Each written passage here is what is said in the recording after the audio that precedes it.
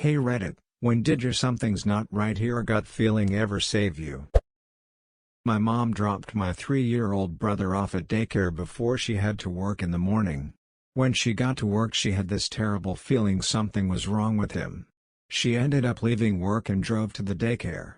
She found the daycare lady inside sleeping while the daycare kids, including my brother, were running around the pool. My brother never went back to the daycare again. I had a gut feeling I should pull my wallet and phone out of my purse. Not even 20 seconds later, I get mugged. The man dragged me across the sidewalk and stole my purse, but all he ended up getting was a juice box and my birth control. Forgot one. About 10 years ago, working security at a site about 50 miles from home, got off shift at midnight, and didn't bother to change out of uniform because I was only going to stop for gas. 2 stations in the town I was working in were open after midnight, but it slipped my mind as I drove past the first one. Pulled into the other, same brand, same gas price, same sort of dump entirely, and just didn't like something about it. Nobody else around but he clerk that I could see, but I decided to go back to the other one. Topped off and headed back out of town, I get close to that station again. 3 city cop cars, 2 deputies and a state trooper are outside blocking the road with guns drawn. Turns out a city cop walked in on a robbery. Dude put a bullet in his vest, and the store owner knocked the robber out cold with a bat before the cop could recover enough to get his gun out. That would have been me, in a uniform with a nice shiny badge, but no body armor. I went to hospital with shortness of breath and my heart racing. They did a chest x-ray, blood test for blood clots, and a few other tests, but all came back normal. After observing me overnight everything still looked good, oxygen saturation was perfect, my heart rate was still a bit elevated but nothing too crazy, and it seemed that it was likely leftover symptoms from a bad virus that I'd had a week or so earlier. The ear doctor asks me how I would feel if they sent me home and I just had a bad feeling about it all. I told him as such and that I had no real basis for it except that I just felt off about it.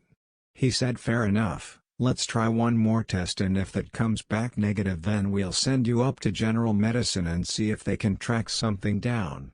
That test was a VQ scan that found despite all other tests showing no results for blood clots, I actually had a whole bunch of them in both lungs. I ended up with a diagnosis of unprovoked bilateral pulmonary embolisms and am on blood thinners for life. Super grateful both for the bad feeling and the ear doctor who was willing to listen to it.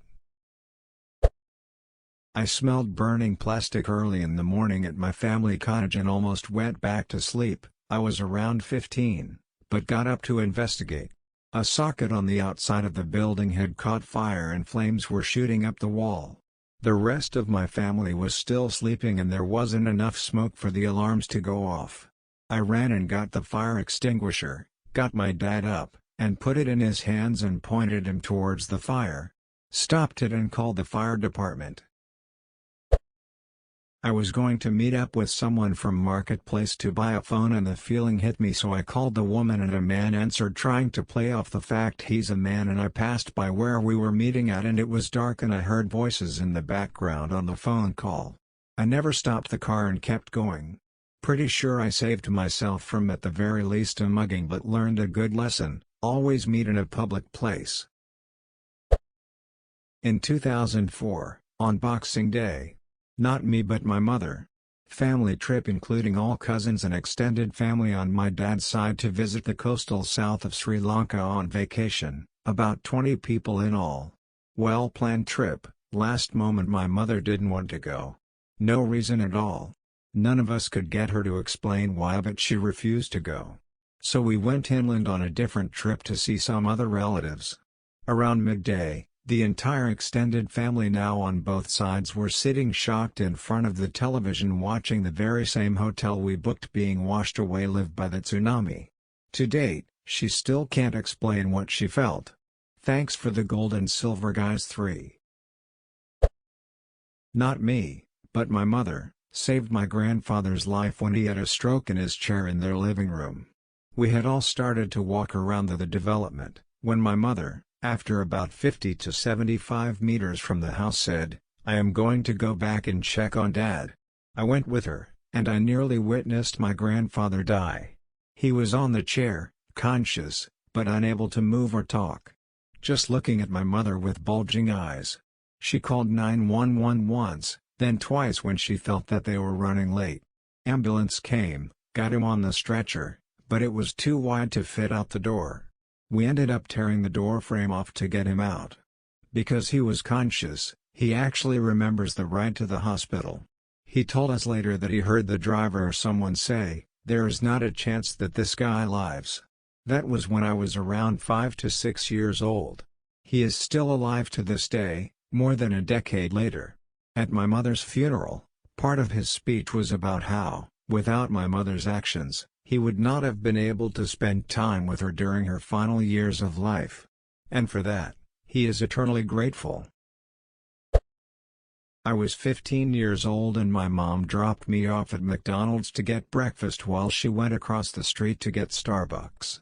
It was a shopping mall in suburbia and we were on the way to pick up a new kitten a few hours away.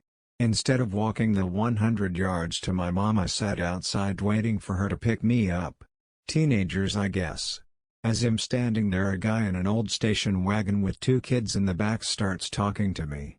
He asks me where I'm going and I say whatever town it was. He says he's going there too with his kids and asks if I want to come. I tell him no, that my mom is across the street, and he comes closer. My gut is saying something is off, so I see a random woman walk out of Starbucks and I point to her and say that's my mom right there. He freaked out and left really quick. I still remember those 2 kids in the back seat. They looked so off. I wonder to this day if they are okay. Edit 1, I did not tell my mom and I don't know why. I think I was scared she would be upset with me and not want to go get a kitten. I was barely 15 and teenagers are selfish buttheads. I finally told her a few years ago and she was super upset about it. I was so freaked out I didn't even think to get a plate. I grew up in suburbia, but the rich kind of suburbia where this kind of stuff was never talked about. I wasn't into true crime, so I had no idea what you're supposed to do. If I had the knowledge I have now, I obviously would have handled it totally differently. Not mine, but my dad's. I was downstairs helping him with some woodworking when I was 10 or 11. He went to run a 2x4 through the table saw when he noticed I was at his elbow rather than behind him.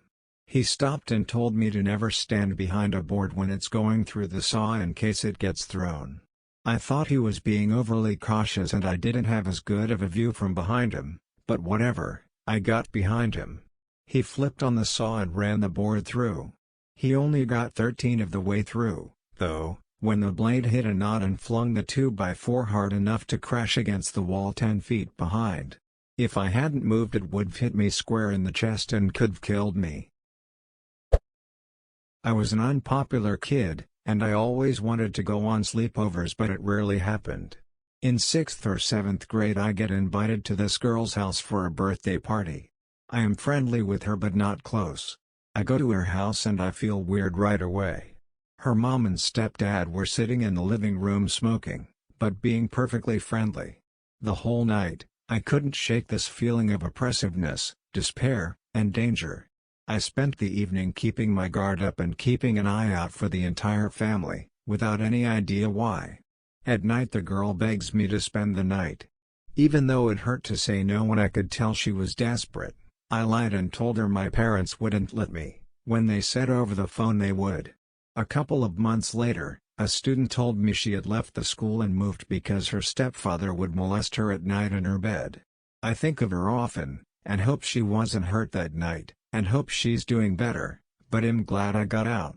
#X200B, my apostrophe key isn't working. Edited to add, no, I didn't understand what was going on. I would have told somebody. I was also being creeped out by her otherwise cute brother, which I just remembered. And there are multiple posts like this, not a repost, which is very sad.